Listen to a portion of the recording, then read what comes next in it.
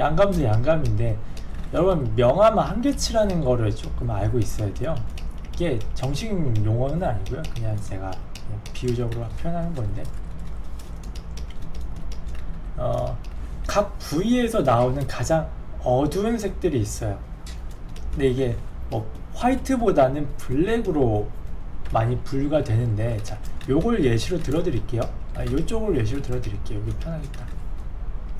봤을 때 짙은 색이 들어가는 부분들은 아무래도 짙은 색이 조금 더 많아요.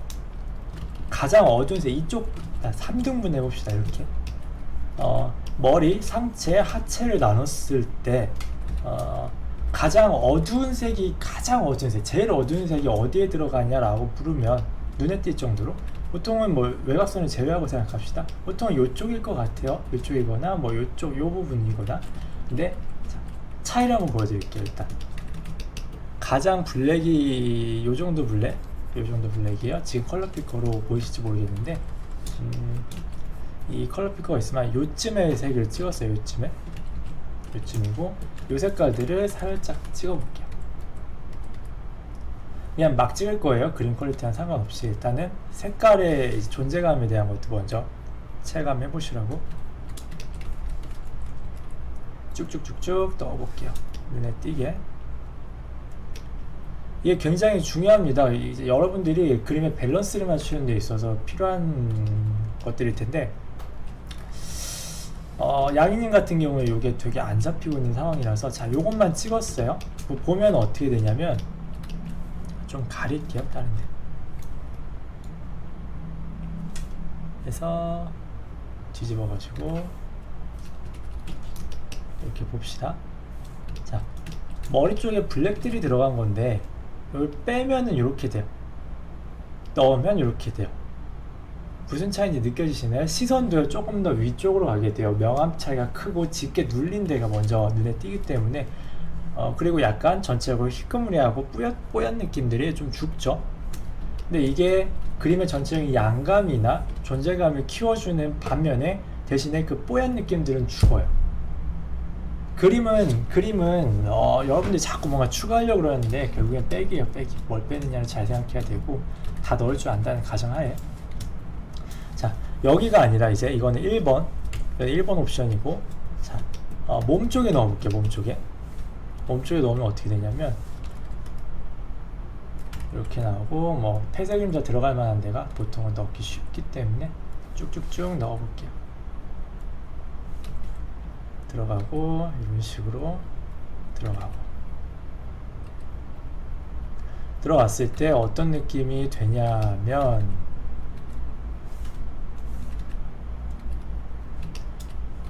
자, 퀄리티보다는 그냥 전체적인 색감의 느낌만 한번 보세요.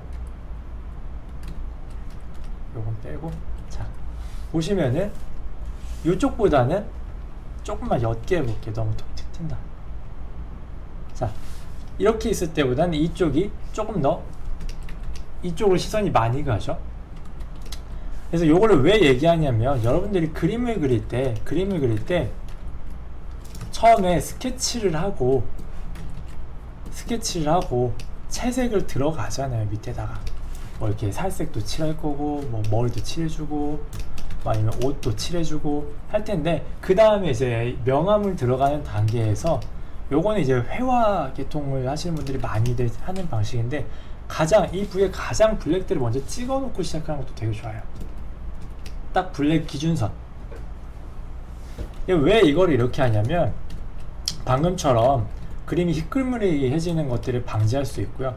여러분들 중에는 많이 하는 실수가 뭐냐면, 색칠을 이렇게 하시는 분들이 있어요. 이렇게. 근데 지금은 원본을 보고 나서 이걸 보니까 희끄무리하네 라고 생각하는데, 처음부터 이렇게 채색을 하시는 분들이 있어요.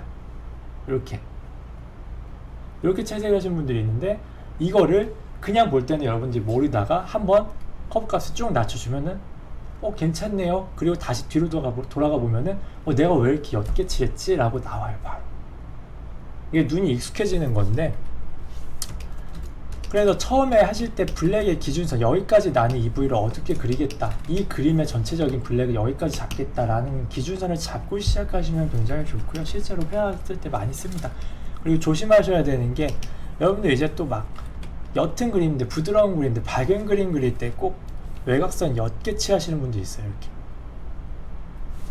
옅게 칠하면은 제가 외곽선은 뭐라 그랬죠? 외곽선 뭐라 그랬죠? 무슨 역할을 한다 그랬죠? 폐쇄 그림자죠. 폐쇄 그림자를 단순화시켜 놓은 게 외곽선의 역할들이랑 얼추 겹치는 부분들이 굉장히 많아요. 그래서 폐쇄 그림자는 보통 굉장히 짙은 색을 그 부위에서 거의 가장 짙은 색들을 보통 보편적으로 표현을 해주게 되는데, 외곽선이 애초에 이렇게 얇게 나와버리면은, 옅게 나와버리면은 색칠할 때도 이거보다 어두운 색을 안 씁니다. 지금 같은 경우 이제 컬러 피크로 찍어보면은 한 여기쯤 색깔이 나와요. 그러면 여러분이 채색할 때 어떡하냐면 여기까지만 색을 써요. 뭐 여기까지 쓰는 분들도 있어요. 예외는 있는데, 물론 있는데 보통 여기까지 브레이크가 딱 걸려버립니다. 그러면은 완성되고 나서 아까처럼 희끄무리한 상태가 되는 거예요. 왜냐면 여기다가 외곽선이 뭐 예를 들어서 이렇게 나오고 이렇게 나오고 이렇게 나오고 옷이 나오고 뭐 주름이 이렇게 졌다고 치죠. 이게 나왔다고 치고 뭐 바지가 입혔다고 쳤을 때 채색을 해보면 이거보다 어두운 색이 들어갔을 때 어색해요. 이렇게 불편하고. 그리고 여러분들 과감하게 칠하는 게 힘들잖아요. 갑자기 안 어울리는 색 팍 칠하기가 힘들어요. 그러다 보니까 자연스럽게 여기에 녹아들 만한 밝은 색을 칠할 수밖에 없어요. 여기서 명암을 칠해도 결국에는 어둡게 안 칠해요. 외곽선보다. 선생님 그 존잘님은 막 외곽선 밝게 해가지고 하던데요. 자꾸 개성 있는 그림체를 가져와서 얘기하다 보면은 끝도 없어요. 사람 막 코 여기 달려있고 그러면 피카소는 이상한 건가요? 그건 아니잖아요. 그러니까 예외 같은 경우는 신경 쓰지 마시고 그럼 그래도 저는 그런 그림체 그리고 싶은데 하시는 분들은 되도록이면 짙은 색으로 먼저 작업을 하시고 나서 채색 다 끝난 다음에 조금씩 채색하면서 중간중간 바꿔줘도 되는데 막판쯤 가서 조금씩 밝게 바꿔줘도 괜찮아요. 괜찮고, 그래서 처음에 들어가실 때 블랙에 한계치를 찍어 두시고 쓰시면 좋고, 제가 이전에도 이야기 드렸죠. 되도록이면 맨 끝에 있는 블랙, 맨 위에 있는 흰색은 되도록 많이 자제해 주시면 좋다. 너무 세서 흡수가 안 된다 다른 색하고 라고 이야기를 드렸어요. 그래서 그 부분 꼭 한번 인지하고 작업하시면 좋을 것 같고요. 근데 이제 예외가 있다면 캐주얼에서는 이제 검은색 외곽선을 이렇게 계속 써주고 있기 때문에 외곽선이 도드라지는 그림일수록 크게 의미를 발휘하지는 않을 때도 있습니다. 부분은 알아두시고요. 일단 뭐 저희 지금 계속 이야기 드리지만 질문 금지예요. 저희 질문 금지라서 질문이 올라오면은 여러분들이 조금 잘 이야기 주시면 좋겠어요. 우리가 질문 금지다, 답변도 금지다라고. 자, 역할을 좀 드릴 테니까 좀 도와주시고, 일단은 많이 건들진 않을게요. 블랙을 방금 이야기 드린 것처럼 외곽선이 이렇게 도드라지는 그림들은 블랙을 얘네들이 잡아주고 있는 거기 때문에 완전 필수까지는 아니다. 되도록이면 한번 잡아보는 게 좋다. 이런 것들도 채색할 때 레이어가 안 나눠져 있네요. 채색할 때 되도록이면 처음에 한계치, 블랙이 어디까지 나올지 한계치 같은 걸 칠해놓고 작업을 시작하시면은 굉장히 좋다.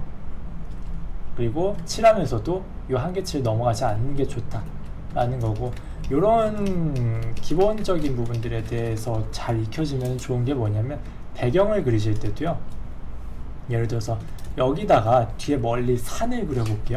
산을 그리면 어떻게 되냐면, 자, 여러분들 배경 어려워라고 하는데 그거는 그냥 그림 왜 그렸다는 증거예요.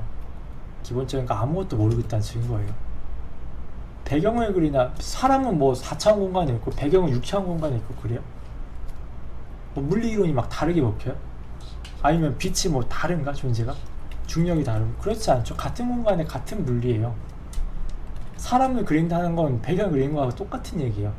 근데 모른다는 거는, 여러분들이 배경을 안 그려줘라는 거는 전혀 아무런 이론적인 접근 없이 그냥 외우신 거예요.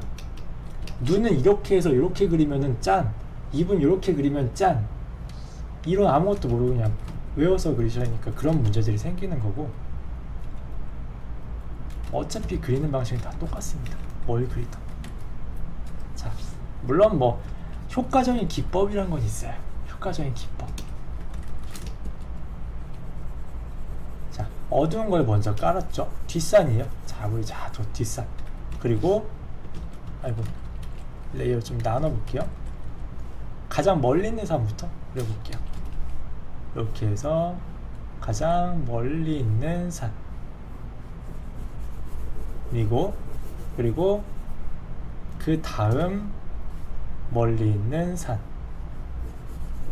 이거 공기연근이에요. 이거 영상은 이전에도 많이 공개해드렸기 때문에 가서 공부하시고, 그 다음 멀리 있는 산. 자, 이렇게 공기연근이 나오게 되는데,